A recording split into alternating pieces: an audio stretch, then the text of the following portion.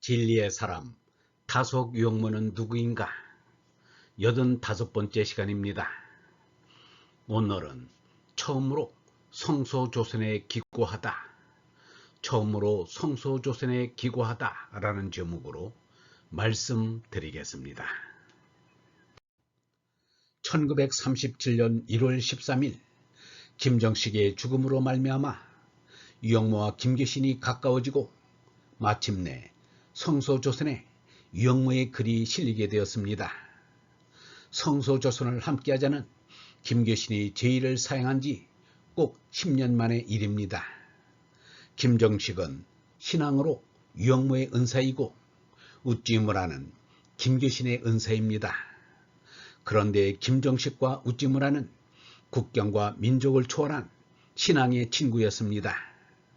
김정식과 우찌무라는 일본 가시화기에 있는 우찌무라 성소연구소 모임에서 지극한 친밀과 존경으로 서로를 소개하였습니다. 그때 그 광경을 본 사람이 있으니 김계신이었습니다. 김계신은 이렇게 회상하였습니다. 김정식 선생과 우찌무라 선생은 항상 아울러 나의 기억에 오르내린다. 김정식 선생은 한국에 있는 우찌무라 선생의 유일한 친구라는 것과 김 선생을 처음 뵌 것이 도쿄 가시화기에 있는 우찌무라 선생의 성서 강의소인 이마이관에서 한국 기독교계의 원로라고 소개받았고 또한 세계에 드문 기독교 선생이니 깊이 사사라고 부탁받는 교환 소개에 감격하였던 기억이 생생하다 라고 하였습니다. 김계신은 귀국해서 이따금씩 김정식을 찾은 것이 일기에 적혀 있습니다.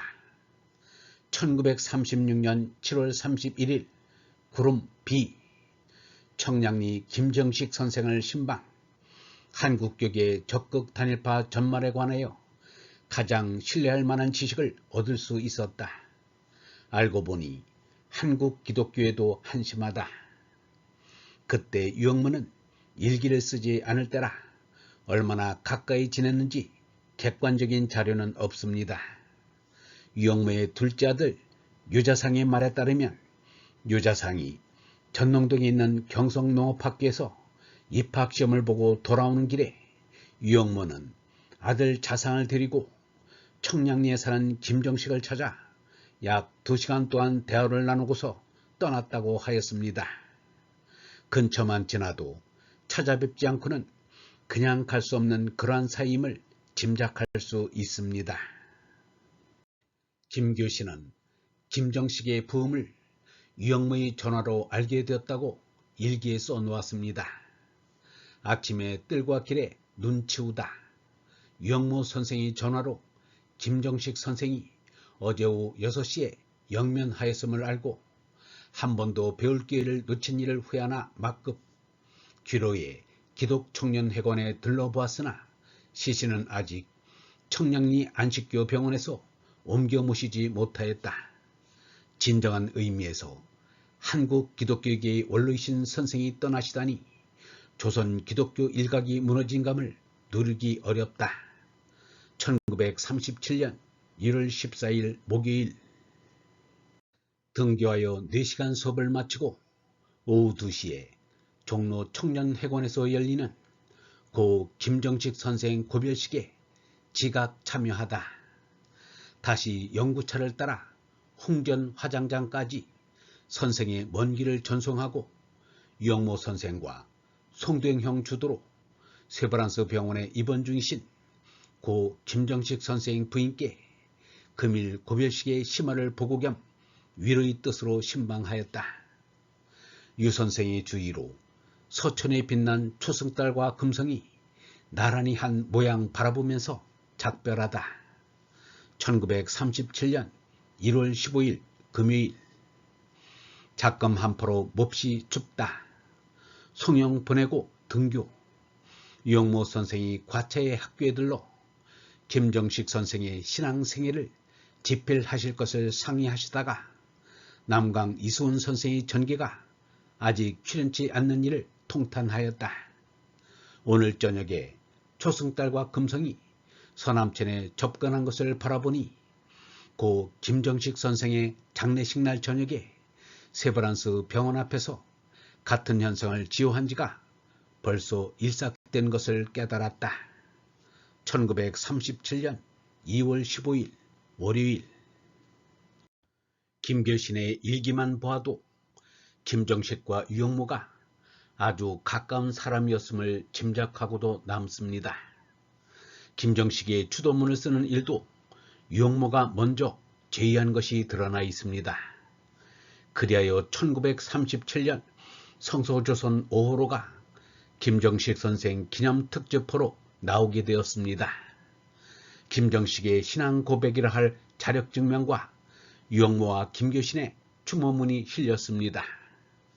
함석헌과 유달링은 우찌무라가 일본의 관동 진제 때 한국인을 학살한 사건에 대하여 이런 반구도 없었다는 것과 그리고 한국 병탄에 대해서도 좀 더 분명하게 일본이 잘못이라고 하지 않고 영국의 스코틀랜드 같이 되면 되지 않겠는가라고 한 데 대해 불만이었습니다.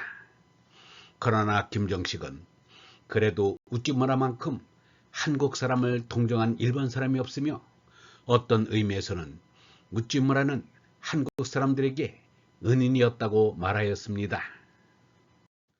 우찌무라 씨를 위인으로 인정치 아니할 수 없음은 그가 기독교적 인류애를 실행한 것입니다. 우찌무라 씨는 나라의 힘으로나 개인적 권위로나 인권을 유린함에는 절대로 반대하였습니다. 일제가 꾸민 백오인 옥사 때는 한국인을 위하여 동정함이 컸습니다. 우찌무라의 친후인 영국인을 통하여 백오인 사건의 부당한 처사를 구미에 알렸습니다. 그때 비용이 7천여 원이 들었다고 들었습니다. 이 사실은 임종순 씨와 윤치호 씨가 증명이 됩니다. 우찌무라 씨는 한국 민족에게 차별이 없는 정의 인도를 강력히 주장하였습니다. 일부 일본인들은 우찌무라 씨가 국가주의의 탈선이 되고 기독교주의에만 치중한다고 논란이 있었습니다. 지금도 우찌무라 씨의 사상을 밝혀 알지 못하고 말하는 것과 나를 우찌무라 씨의 친훈이 하는 말도 이상합니다. 우찌무라 씨는 우리 한국 기독교 안에서는 은인이 아니라고 할 수 없습니다. 1930년 8월 성소조선 19호 민족주의, 국가주의를 초월할 수 있어야 진리를 아는 사람이요 영생을 얻은 사람입니다. 얼번 여러분, 얼라의 사람은 재난을 넘어서고 가족을 넘어서고 민족을 넘어서고 국가를 넘어서고 저 우주조차 넘어선 사람입니다. 애국을 한다고 타 국민을 업신여기고 핍박하는 것은 깻이가 할 수 있는 일이 아닙니다. 자기 민족을 사랑한다고 타 민족을 차별하고 인권을 말살하는 것은 신앙인이 할 수 있는 일이 아닙니다. 하늘에서 바라보면 내 나라 내 민족이 따로 있을 수 없습니다. 백인, 흑인, 황인으로도 나뉠 수 없습니다.